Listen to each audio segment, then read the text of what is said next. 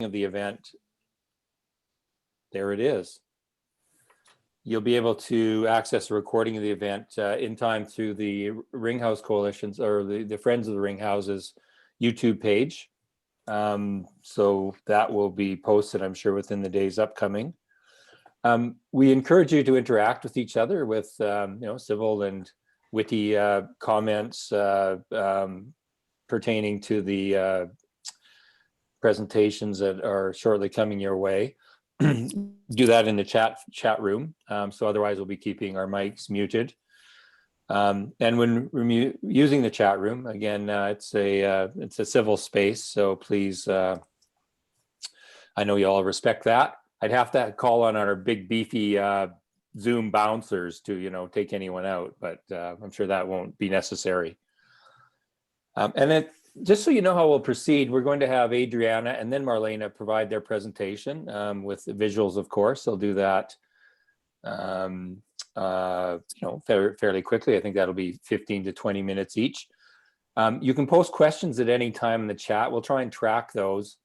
Perhaps at the end of each presentation, we may be able to take a question, but the idea is to have a question period at the end of the presentation rather than interspersed. So that's the way we'd like to proceed here this afternoon. And let's see, although we'll use the chat feature. We don't have a Q&A function in this on this particular platform. So as we begin, I want to acknowledge that this virtual event is taking place on Treaty 6 territory here, which includes, of course, the city of Edmonton and Amiskwaciy-Waskahigan. This is a traditional meeting ground for many Indigenous peoples, the Plains and Wood Cree, Blackfoot, Métis, Nakota Sioux, the Iroquois, Dene, Saulteaux, Anishinaabe, and many others whose histories, languages, and cultures, and in their spiritual and practical relationships with the land, create a rich heritage for our community. And of course, with the turn of events, or I would say the revelation of things that were known, but perhaps not in as much particularity over the last weeks in terms of news and of the deeper understanding of the graves of children at the residential schools, we're all mindful of the work that we need to do. So we come to you with this presentation today in that spirit. So without further ado, I will first introduce Adriana Davis, and then we'll have her presentation, and then I will introduce Marlena after that. Both are really energetic, brought a great energy to this presentation, this opportunity. Almost all of you will know that, of course, the matter of the Ringhouses and their endangerment on the university campus is a matter of concern. So I think these presentations are tremendous in that they sort of enrich our understanding of the Ringhouses as historic places in a number of ways, as well as the what we hope will be the ongoing reuse and preservation of them in the on the university campus. So first, to introduce Adriana Lb Davis. For more than 40 years, she's worked as a researcher, writer, editor, lecturer, executive director, and curator in both England and Canada. Her initial work out of, after completing her PhD at the University of London, was as science and technology editor of the Canadian Encyclopedia. From the early 1980s to 1999, she served as executive director of the Alberta Museums Association. It was in that period, towards the end of that tenure, that I met her, had the pleasure and privilege of meeting her and working with her. She was also the founding executive director of the Heritage Community Foundation, which also included being editor-in-chief of the Alberta Online Encyclopedia. That remarkable initiative, which documented, presented websites on the public, economic, and social history of Alberta for both formal and informal learners, resulted in 84 multimedia websites, which were gifted to the University of Alberta in 2009. Adriana has been invested in the Order of Canada in 2010 for her contributions to heritage. And in 2015, she was awarded a knighthood, the Cavalier d'Italia, by the government of Italy for her contributions to the preservation of the Italian language and culture, given her research and publications on Italian immigration to Canada. And I'm delighted to say that she's the inaugural recipient of the Heritage Writers Reserve, an award by the Edmonton Heritage Council, which led to the publishing of From Sojourners to Citizens, Alberta's Italian History. She's also the author of The Art of J.B. Taylor, the Canadian artist J.B. Taylor. The foretitle is From Abstraction to Realism. The Rise and Fall of Amelia Picciarello, and also the editor of the anthology, The Frontier of Patriotism, Alberta in the First World War. So delighted to have Adriana. And Adriana, over to you. Thank you. Thanks, David. And I'm delighted to be able to give this talk and introduce Henry George, or Geo Glyde, as he was known. I'll start with just a few biographical remarks, and then we can move into the PowerPoint, and I'll cue that. Geo was born in 1906 in Luton, Bedfordshire, England, and first studied art at the Brassey Institute of Arts and Sciences in Hastings, which was connected to the Royal College of Art in London. And he did the full range of life drawings, copies of classical work, plaster casts of architectural fragments, all of that. And including murals, because murals had been revived in the 19th century, initially in Germany and then in Britain, and the Houses of Parliament in Britain had murals done in that era. Now, in 1926, he applied to the Royal College of Art in London and completed his studies there in 1930. While at Brassey, he had become friends with fellow artist Alfred Leighton, who was enormously influential in his life.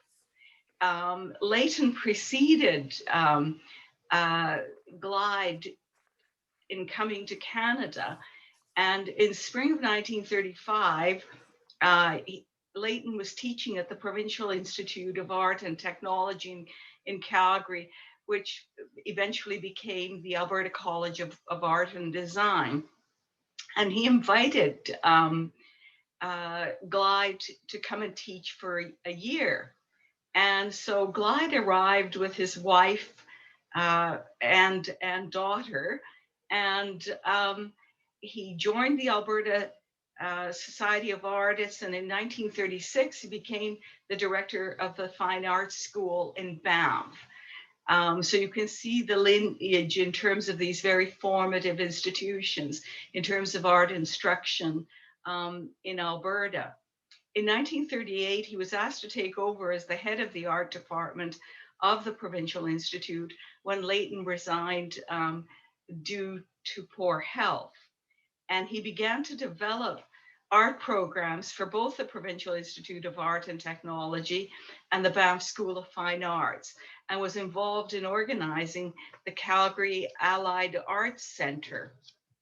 And he also then began extension art classes and also helped to set up the first commercial art gallery in Calgary, Canadian Art Galleries. And during the war, of course, as an established artist, the National Gallery commissioned him together with A.Y. Jackson to make studies and drawings of the construction of the Alaska Highway. And in 1945, he was invited by the province and the government and the university to set up the fine art department at the University of Alberta, and headed it for 20 years. And his first hire was J.B. Jack Taylor, of whom I've written. And also with respect to Glyde, I also borrowed works to include in the Anno Domini exhibit in 2000 at the Royal, well, then the Provincial Museum of Alberta, now the Royal Alberta Museum, the extraordinary exhibit curated by David Goa. And so you can see how important Glyde was in terms of the arts in Alberta. And the province was very keen on having art instruction in the schools, so that the ties with the Alberta Teachers Association were incredibly strong. And Glyde and Taylor and others in this new department, which was a part of the second wave of growth of the university, because it had not grown significantly since the onset of the First World War. So let's move into the slideshow now.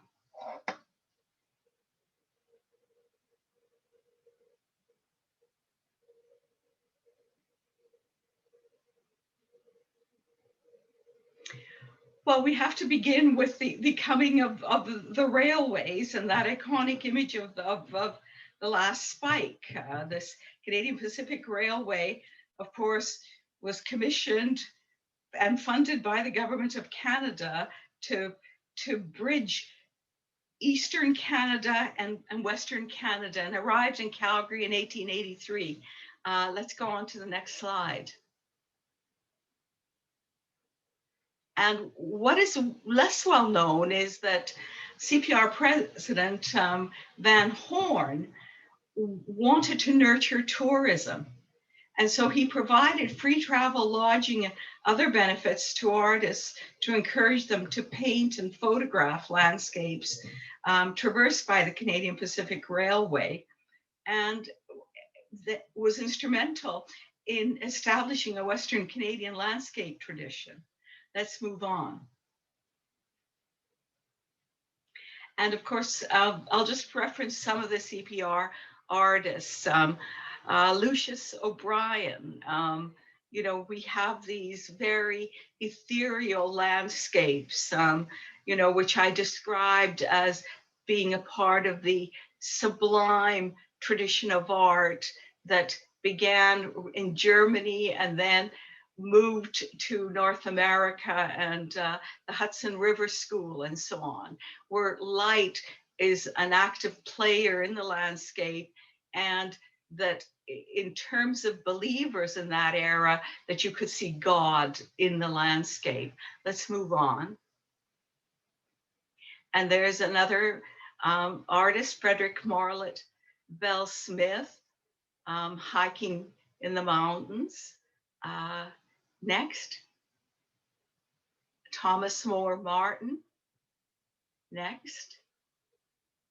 And then there is Leighton, who was instrumental in bringing Glyde to Canada. And as you'll note, he was a CPR employee and of course had art commissions, you know, because the CPR wanted these incredible works, which it showed in the UK, but also some of them were made into posters to promote Rocky Mountain tourism. Next. And there's one of Leighton's own works, Mount Rundle. Next. And there is Glyde. And he's seen in this iconic photo teaching a community art course, possibly in Lethbridge, Alberta, circa 1937 to 1940 for the Faculty of Extension, University of Alberta. And so he and Taylor and joined by others traveled around the province, doing our art instruction to adults and nurturing that artistic tradition, the landscape tradition at the grassroots level in Alberta. Next. I couldn't resist this photograph. It's not terribly good, but Geo and Hilda Glyde's children, Helen, Henry, and Gerald, accompanied their parents. Every summer they were at Banff, and Henry Glyde recounted to me about going down to Lethbridge in southern Alberta with his father, you know, when he taught these classes. Next. And that, you know, I'll now refer to a quote from Helen, because Helen wrote a beautiful introduction for an exhibit catalog, H.G. Glide, A Sense of Place, which forms the introduction to a retrospective exhibit curated by Patricia Ainsley for the Glenbow Museum in 1987. And the title was called A Lifelong Journey, The Art and Teaching of H.G. Glide. And Helen describes her father as a student of North American art and his painting as regional in nature. And she writes, in this sense, he had a real mission as a teacher in Western Canada, and he encouraged his pupils to be aware of their surroundings and to express their own particularities. It was in this spirit that he participated so enthusiastically in the early rural art classes sponsored by the Department of Extension of the University of Alberta. And she wrote, he has now lived in Western Canada for most of his life, and he would say that it is completely natural that he makes use of some local elements in his work. In this sense, my father could be called a regionalist. He has not, however, used the Canadian landscape as a symbol in itself, and he remains somewhat as a disinterested observer. So you can see many of these works that showcase landscapes and buildings in the communities in which he taught. Next. And of course, the Columbia ice fields and Banff, which of course he adored. Next. And of course, the Alaska Highway Commission, Kluane Lake. Next. And of course, this incredibly iconic picture with the aircraft flying above McDougall United Church and with the Mcdonald Hotel in the background and the promenade. And of course, as you know, the British Commonwealth Air Training Plan had various locations in Alberta. One of them was in Edmonton, and the municipal airport was a staging ground for the shipping of men and supplies. And many female pilots flew that northern route. Next. And she sat upon a hill above the city, and you can see the mythological aspect, because in terms of his training in the UK, Glide also did religious works, and I borrowed some of those for the Anno Domini exhibit. And he did some paintings, the Stations of the Cross, for a church in Medicine Hat. But there is the iconic Prairie Grain Elevator, which he described to Helen as similar to the church spires in English country towns. Next. And there is another wartime sketch. Next. And Canmore on a windy day. Next. Athabasca Falls. Next. Another rural scene. Next. Next. Next. Now, I don't have a great image of this, but it is a significant image. In 1955, Alberta celebrated its 50th anniversary, and the university played a leading role in some of those celebrations. Among them was an anthology titled Alberta Golden Jubilee Anthology that was authored by, well, it was edited with some contextual material by Dr. Hardy, a professor at the University of Alberta, and Glide was the illustrator. And there were two key works in this period. This is a sketch of one work that was finished around 1952, and it's a preparatory sketch for When All the World Was Burned. And this was a painting that was exhibited, it was on Masonite, in the Juanita Lounge of the Students' Union building at the University of Alberta. And you can see that it's a wonderful Indigenous creation story. You know, this Turtle Island, the idyllic pair and the plentiful game and all of those wonderful images. And it was really a celebration of Indigenous history, culture, and tradition. And Helen observed that Glide got to know some of the Stoney people when he taught in Banff for over 20 years, and had enormous respect for them, and that his representation of them is as these very stoic, very beautiful individuals. Let's move on to the next image. And this one was titled Alberta History, and it was a mural that was executed on the walls of the old Rutherford Library at the University of Alberta. And it was called Alberta History. And you can see all of these iconic images, the Indigenous people and the traders, the teepees, the iconic mission churches, Father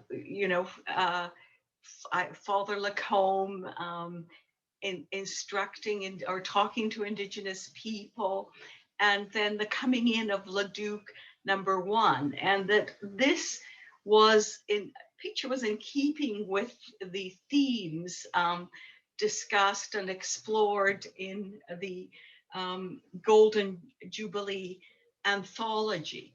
And that in that there is an essay that takes the Indigenous perspective and that explores the statement, they stole our land, so that Glide was very conscious of the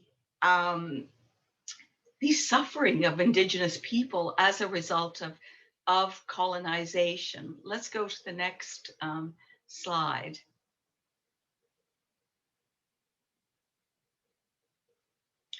And of course, the family resided in Ringhouse 4 from 1950 to 1962. And Hilda's hospitality was renowned. She would have tea parties that included other faculty and staff and students. Next slide. And this is the frontispiece of the book. And you'll see that there are significant Indigenous images, and that they are represented as equals, I believe, in both Alberta History mural and the illustrations in the book.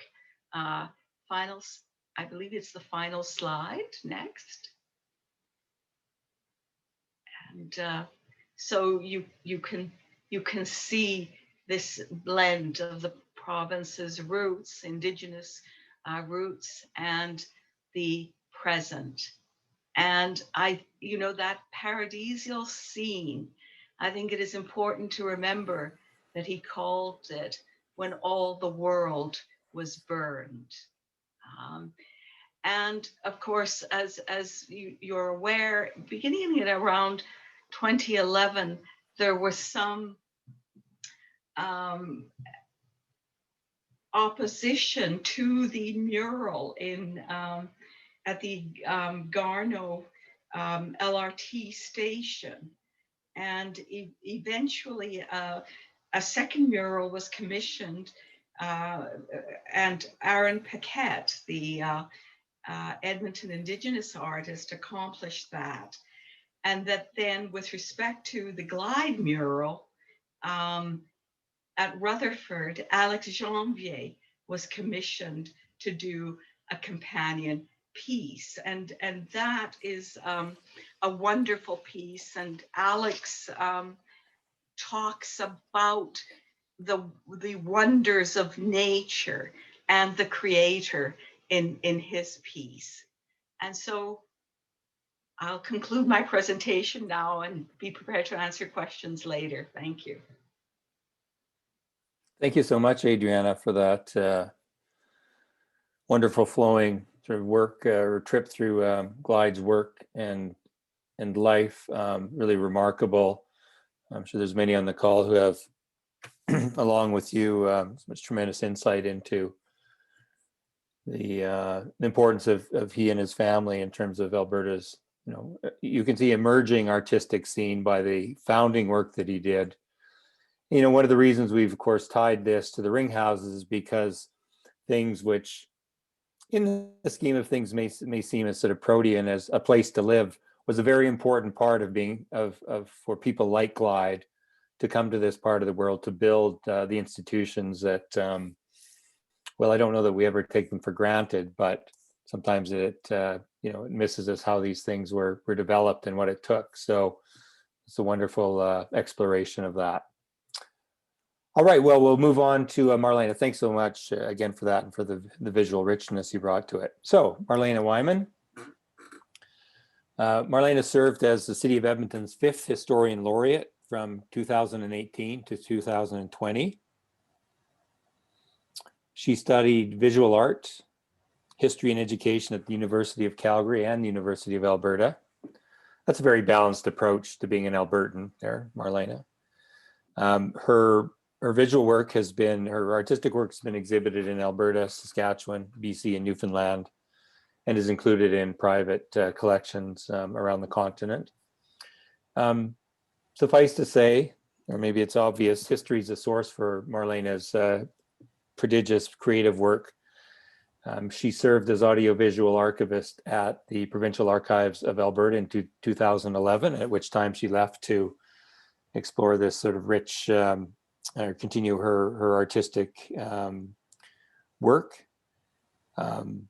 One of the things that I know a little bit about Marlena's work is her work in terms of the significant gaps in archival collections of women's stories, and particularly the voice of early prairie women, and it's largely its exclusion from mainstream history. So in her work as an artist, of course, that is honored and recognized in the considerable contributions for that place in history. She's a recipient of several awards, including the Edmonton Historical Board Recognition Award for contributions to archives and to visual arts. She's a co-founder of Urban Sketchers Edmonton, co-founder. I was going to say CEO, but let's go with co-founder. And served as the secretary of the Women's Art Museum of Society of Canada. So delighted to have you, Marlena, and look forward to showing us your presentation. Thank you, David, and thanks for that fascinating talk, Adriana. H.G. Glide was indeed an important figure in our history, and I'm pleased to be speaking to you today for the 2021 Edmonton and District Historical Society's Historic Festival Doors Open. And thank you to the Edmonton Heritage Council and the Ringhouse Coalition for their support. Now we'll go to the slides.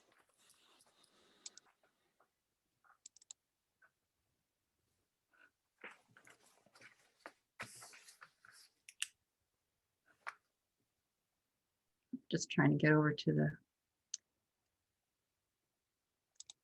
there we go.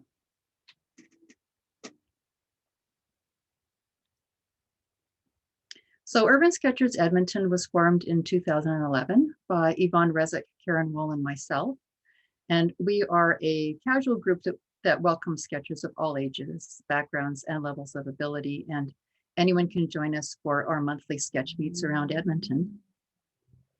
We are a chapter of Urban Sketchers, an international organization that began in 2007. And there are now hundreds of Urban Sketchers chapters around the world. Art provides us with a new way of seeing what we thought we knew. Its visual impact attracts in ways that words alone cannot. Its interpretive ability helps us to understand that stories and memories exist behind the walls. Members of Urban Sketchers Edmonton have always been inspired to record heritage buildings, more so than any contemporary structures. Sadly, some that we have sketched have since been demolished, as is the case here with the Ritchie School. Around Valentine's Day every year, the Edmonton group Heritage Forward chooses threatened Edmonton heritage buildings for their Heart Bomb event to bring awareness and hopefully halt demolition. This event began in New York in 2012 and has been adopted in many cities, including Edmonton. The University of Alberta Ringhouses, which are under threat of demolition, were a subject of the 2021 heart bombing. This event usually happens in person, where people tape paper hearts and messages onto the buildings. But due to the pandemic, this year's event was virtual, and members of Urban Sketchers Edmonton joined in to draw heart-bombed sketches of the Ringhouses. We began sketching the Ringhouses in February and have documented them in our sketchbooks several times since, as the landscape around them transitioned from winter to spring. Ringhouse 1 was built as the home for the first U of A president, Henry Marshall Torrey, and his wife Annie, and several other U of A presidents resided there as well. From 1970 to 1988, it served as the University of Alberta's Ringhouse Gallery. Helen Collinson, the daughter of H.G. and Hilda Glyde, was the curator and director of the Ringhouse Gallery and the university collections throughout that time. Ringhouse 2 was home first to William Muir Edwards and family. He was the first U of A professor of civil and municipal engineering. Muir Edwards' mother was Henrietta Muir Edwards of the famous Five, and other props resided there over the years as well. Ringhouse 3 was home to several deans of arts and sciences, and from 1969 to 2010, it was a kindergarten run by the Faculty of Education's Early Childhood Program. Ringhouse 4 was home first to Adolf Lehmann, professor of chemistry who also worked in early tar sands research. As we learned in Adriana's talk, it was later the home of artist and professor H.G. Glyde and family.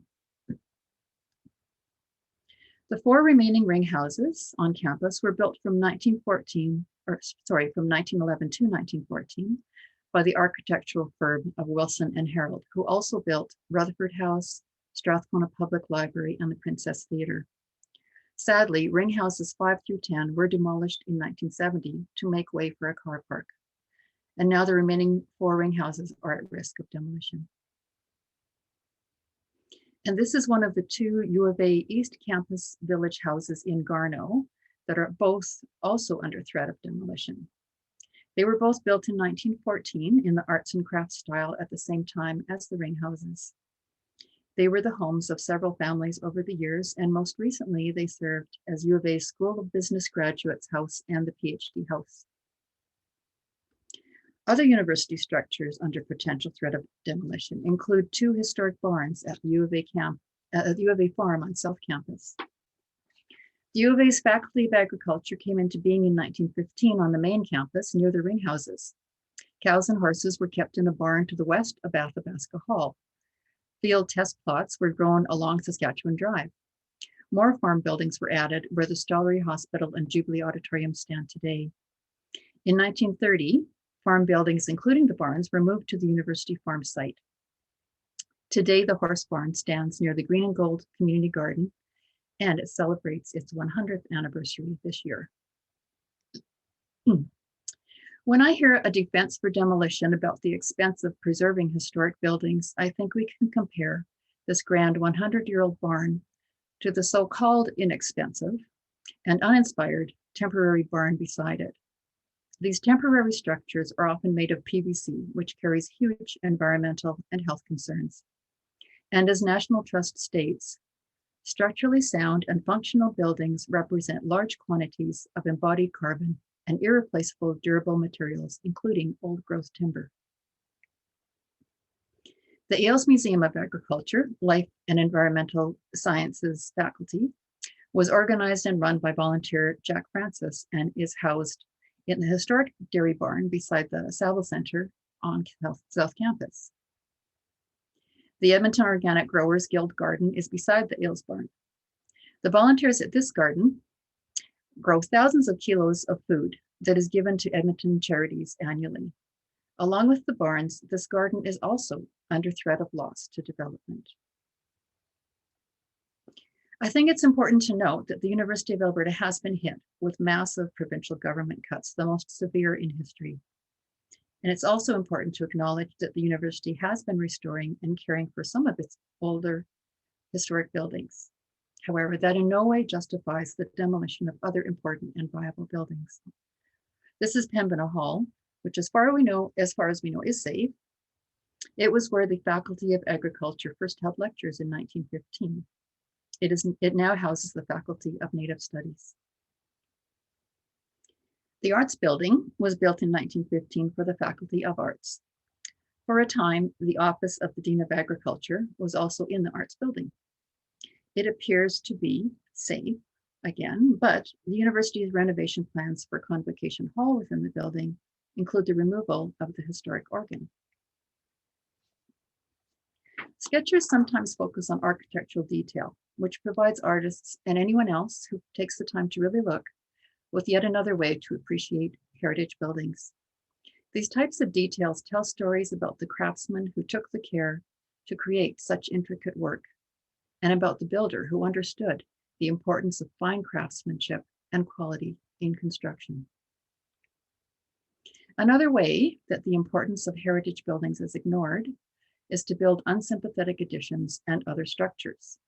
In the case of the building that originally served as the nurses' home on campus, a graceless and oppressive pedestrian overpass that links the hospital complex completely obliterates the facade of the nurses' home. The pedway could have been built slightly higher, which would have been a more elegant and sensitive solution.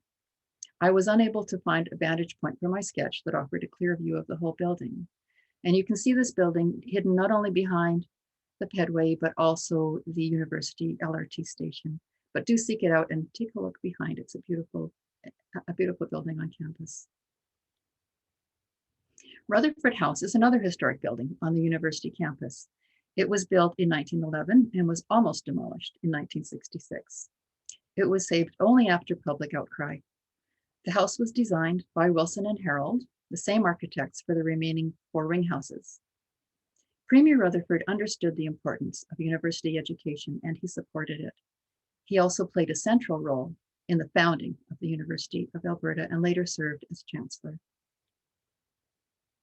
The remainder of these sketches are off campus. All of these places were at risk of demolition either by plan or by neglect. Some have had happy endings and some have not. The McKinnon Ravine and other river valley parks and ravines were almost lost to a massive freeway project planned in the 1960s. After 2 decades of struggle by citizens to stop the freeway project, they were successful and it remains a cherished part of the river valley system. Economist and author E.F. Schumacher, who inspired such movements as buy local and fair trade, wrote that we should look at the world as a whole. He said, "Nature and culture are the 2 great garments of human life. Business and technology are the 2 great tools that can and should serve them." Considered by many to be Edmonton's most iconic building, we almost lost the Hotel Mcdonald. It was completed in 1915 and closed in 1983 due to disrepair. In order to save it from the wrecking ball, the city of Edmonton designated it as their first municipal historic resource. It was restored by CP Hotels and reopened in 1991.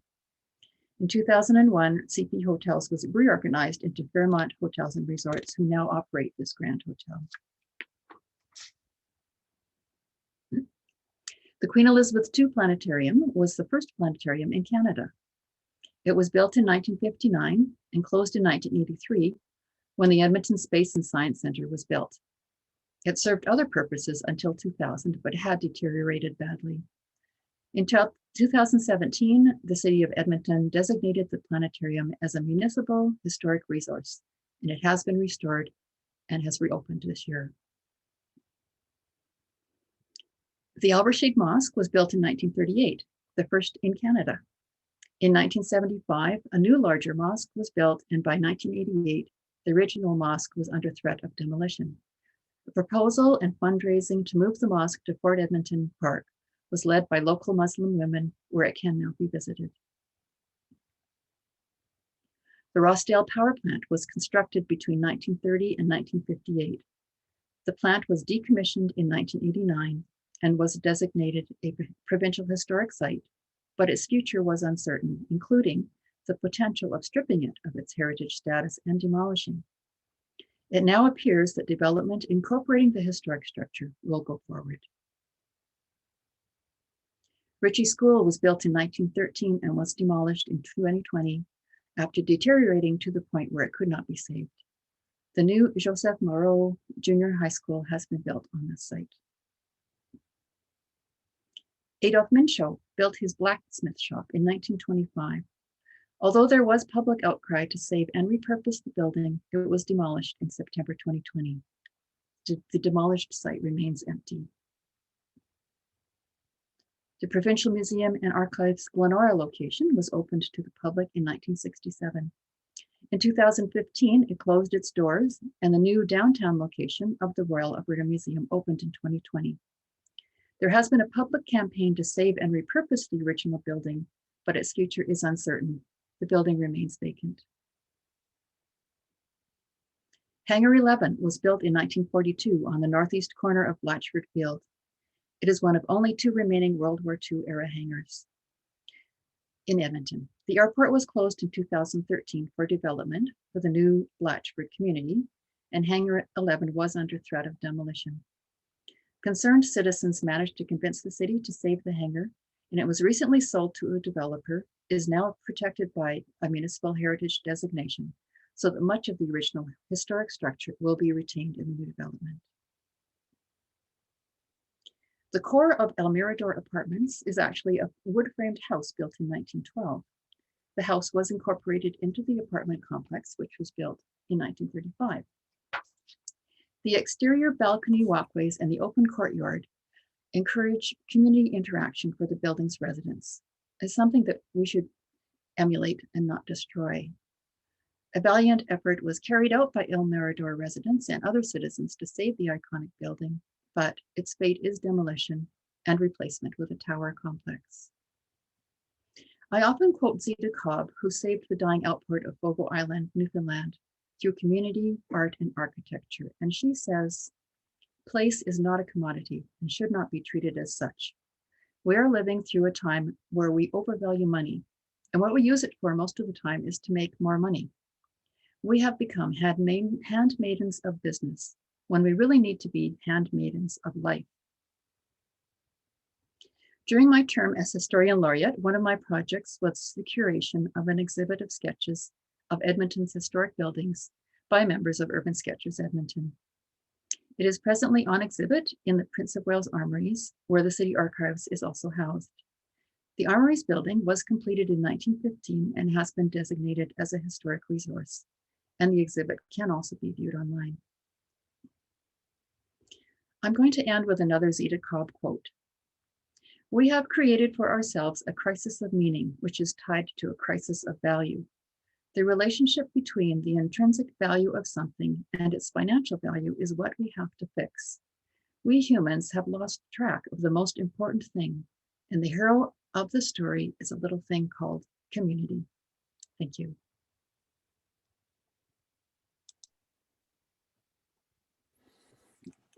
Marlena, thank you very much. I find your talk and the sketches are, well, they're beyond enchanting. I mean, they're powerful.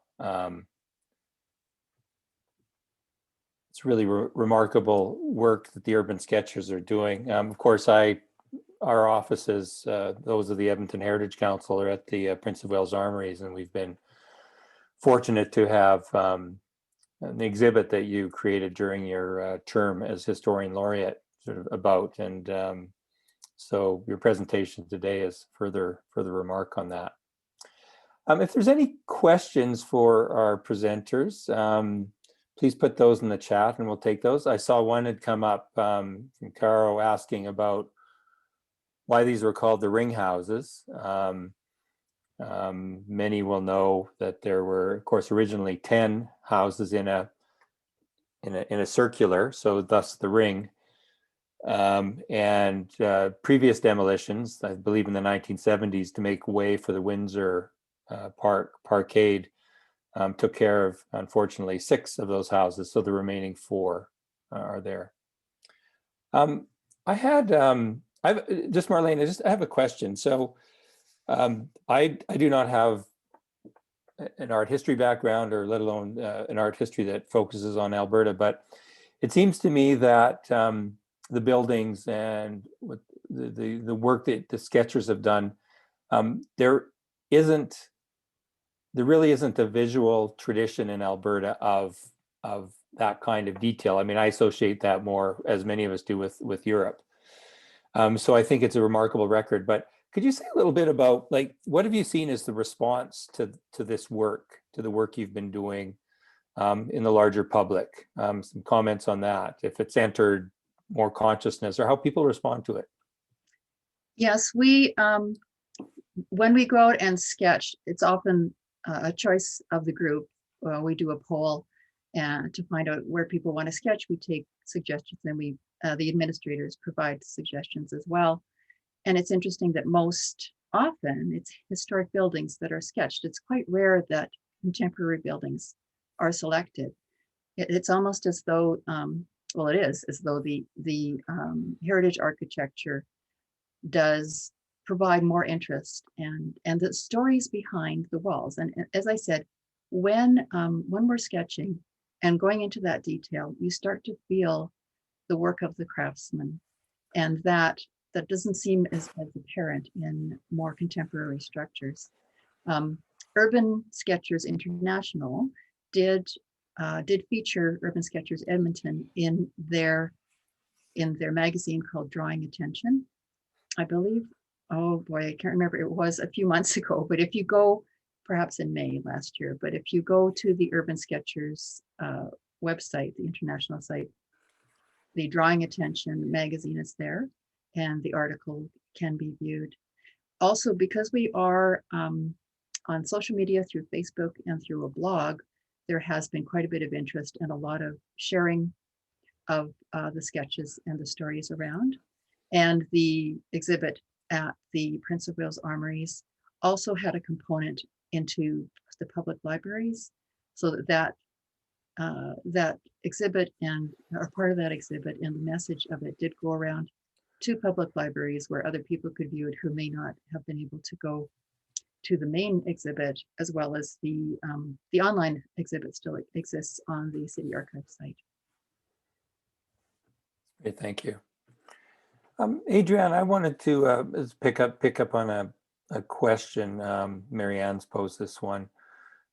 This sort of a step, perhaps a small step away from the glide presentation, but how would you explain the challenges of preserving the ring houses and some of the work that's being done in the community, given the situation of the university and perhaps overall, historic assets in Alberta?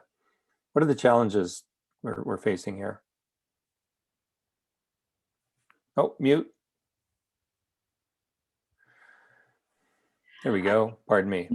I think Marlena has articulated those, that I think that basically, in terms of progressiveness in history, in historical terms, it's newer is better.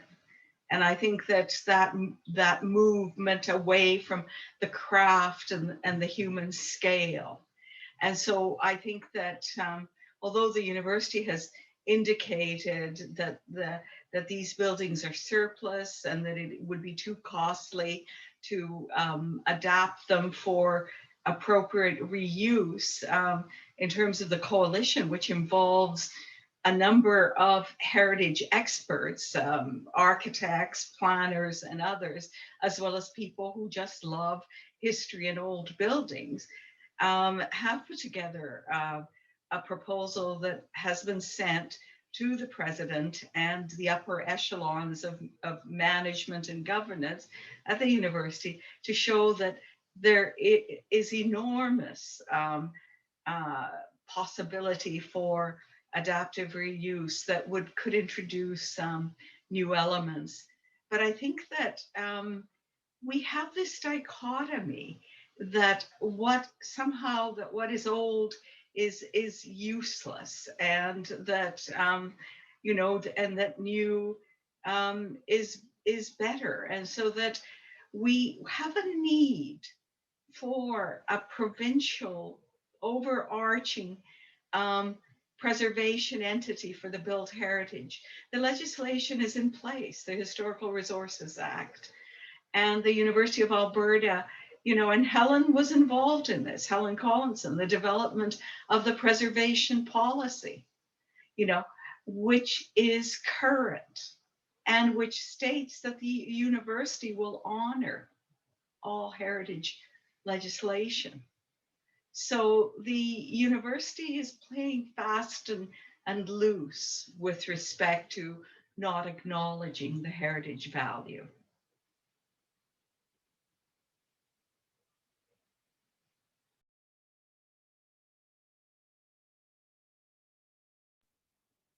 Any questions?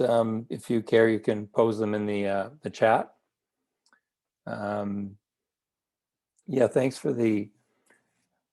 I mean, I'm thinking of this phrase that I picked up. Could be somebody who actually knows the source for it. I think it was in a letter to the editor of the journal recently. It was, there's examples in Alberta. Those of us who have worked in heritage for some years, for years, we do have a bit of a culture where there's nothing we won't neglect, which is unfortunately a somewhat glib, but I think unfortunately a bit relatively true statement. And the case for the university, I think we recognize there's been some good response to what it regards as its signature properties, but I think it's a larger matter that they need to take on those if you like, middle or more human scaled assets. So that's really important. There's a question here from our friend Pearl Ann. So care to comment on how art, or if, I don't know that it's so much if, but how does art and architectural heritage make a city sort of more vibrant and viable? Does either of you like to take that on? Marlena, do you have a comment on that? Sure. I think that, as Adriana mentioned, human scale is important in a city. We end up with huge towers and we lose that human touch. Art and architecture, especially historic architecture and public art, bring a vitality to the city. And I think that streetscapes also are sometimes ignored, so that certainly individual buildings are important, but how they fit into a streetscape is as well.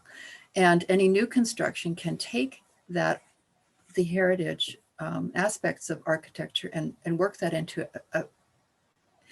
a beautiful streetscape. It doesn't have to be only historic buildings. It can be sympathetic, newer buildings that are built alongside as part of the streetscape. And I think what's interesting, and when I was writing my talk, it came to me, is that why is it that governments of all levels don't understand how important this historic architecture is to citizens? Because it is citizen protest over and over and over that saves a lot of these buildings, so that they are at risk of demolition. Citizens hear about it and they react. And if there could be some protection in place and some understanding at the government level that this is what people want, is to have this variety of architecture through the years, through eras, that adds a vitality and an interest to a city and makes it more livable, so that citizens don't have to every time come forward and say, wait, stop. We love this building. People have memories that are attached to buildings. They have, there are stories of the people who built the city within the walls of these buildings, and that is something that should be respected and honored.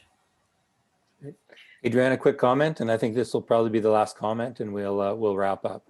Well, I'll bring forward Lewis Mumford, architectural historian, that basically a city is a living entity and it grows through time, and that you need those layers of historic buildings to be able to see that continuity of history, but also change. And I think that, since 1987, I've visited revitalization projects in Canada, the US, the UK, and continental Europe.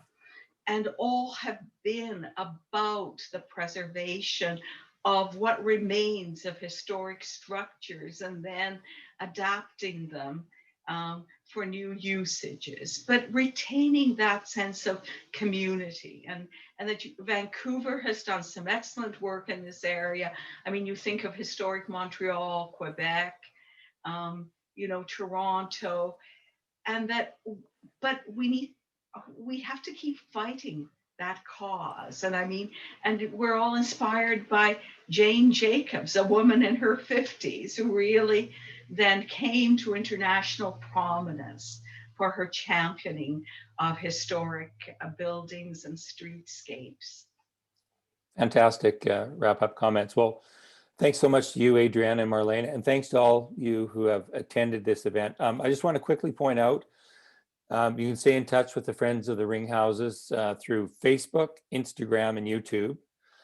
Tomorrow, there is another historic festival doors open event you may want to participate in. It'll be more directly about the advocacy work that's going on, although we've touched on that amply today, called Ring Around the Ringhouses, Community Conversations and Historic Preservation.